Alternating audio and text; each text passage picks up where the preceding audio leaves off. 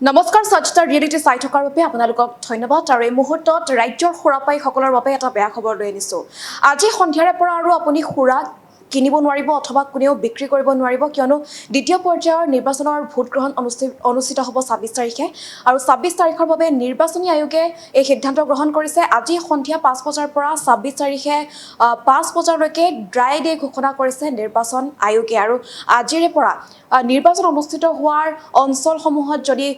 কোনোবাই ব্যৱসায়িক প্ৰতিষ্ঠানে বা কোনোবাই ব্যক্তিগত কোনো লোকে খুৰাৰ যদি ব্যৱসায়ত লিপ্ত হয় বা খুৰাৰ যদি যোগান ধৰে তেন্তে কঠোৰতকৈ কঠোৰ ব্যৱস্থা গ্ৰহণ কৰা হ'ব বুলি নিৰ্বাচন আয়োগে ইতিমধ্যে উল্লেখ কৰিছে আৰু মুহূৰ্তত সবিস্তাৰ খবৰৰ সবিশেষ লৈ আনিছোঁ আৰু ৰাজ্যৰ খুৰাপাই সকলৰ বাবে এটা বেয়া খবৰ মুহূৰ্তত লৈ আনিছোঁ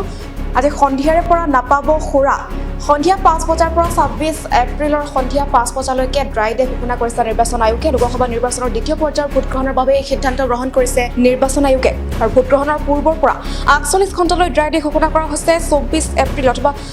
আজি সন্ধিয়াৰ পৰা ২৬ এপ্ৰিললৈ ড্ৰাই ডে ঘোষণা কৰা হৈছে আৰু আজি সন্ধিয়া ৫ বজাৰে পৰা আপুনি আৰু খুৰা কিনিব নোৱাৰিব ২৬ তাৰিখে সন্ধিয়া ৫ বজালৈকে ড্ৰাই ডে ঘোষণা কৰা হৈছে যিহেতু দ্বিতীয় পৰ্যায়ৰ নিৰ্বাচনৰ ভোট গ্ৰহণ ২৬ তাৰিখে অনুষ্ঠিত কৰা হ'ব দৰং ওদালগুৰি ডিফু কৰিমগঞ্জ শিলচৰ আৰু নগাঁও লোকসভা সমষ্টিত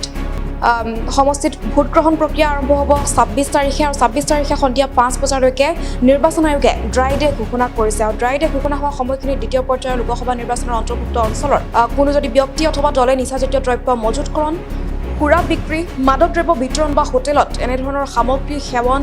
আদি যদি কৰে তেন্তে কঠোৰ ব্যৱস্থা গ্ৰহণ কৰা হ'ব বুলি ইতিমধ্যে জনাইছে নিৰ্বাচন আয়োগে আৰু এনে সকলোবিলাক নিচাজাতীয় মাদক দ্ৰব্যৰ ওপৰত আচলতে নিষেধাজ্ঞা জাৰি কৰা হৈছে এই সময়খিনিত আৰু নিৰ্বাচনৰ ৪২ ঘণ্টাৰ পূৰ্বৰে পৰা বন্ধ থাকিব খুৰা বিক্ৰীত তথা বিতৰণত নিষেধাজ্ঞা আৰোপ কৰা হৈছে তদুপৰি এই সময়খিনিত কোনো ব্যক্তিৰ দ্বাৰা খুৰা মজুতকৰণৰ ক্ষেত্ৰতো নিষেধাজ্ঞা আৰোপ কৰা হৈছে বুলি জানিব পৰা গৈছে আবকাৰী আইনৰ জৰিয়তে অনুজ্ঞাপত্ৰ বিহীনভাৱে মাদক দ্ৰব্য মজুতকৰণৰ বিষয়তো জিলা আয়ুক্তৰ দ্বাৰা ব্যাপক অভিযান চলোৱা হ'ব আৰু আইনগত ব্যৱস্থা গ্ৰহণ কৰা হ'ব বুলি জনোৱা হৈছে আৰু স্বচ্ছ আৰু নিকা নিৰ্বাচন তাতে অনুষ্ঠিত হৈ যায় দেশত শক্তিশালী গণতন্ত্ৰ প্ৰতিষ্ঠাৰ বাবে এই সিদ্ধান্ত গ্ৰহণ কৰিছে নিৰ্বাচন আয়োগে আৰু আজি সন্ধিয়া ৫ বজাৰে পৰা ২৬ তাৰিখে দ্বিতীয় পৰ্যায়ৰ লোকসভা নিৰ্বাচনৰ ভোট গ্ৰহণ শেষ হোৱা পৰ্যন্ত ৫ বজা পৰ্যন্ত বন্ধ থাকিব খুৰাৰ দোকান খুৰাৰ বিতৰণ খুৰা বিক্ৰী অথবা খুৰা সেৱন কৰাত নিৰ্বাচন আয়োগে নিষেধাজ্ঞা জাৰি কৰিছে আৰু এই নিষেধাজ্ঞা যদি কোনোবাই অমান্য কৰে তেন্তে নিৰ্বাচন আয়োগে কঠোৰ ব্যৱস্থা গ্ৰহণ কৰিব বুলি জানিবলৈ দিছে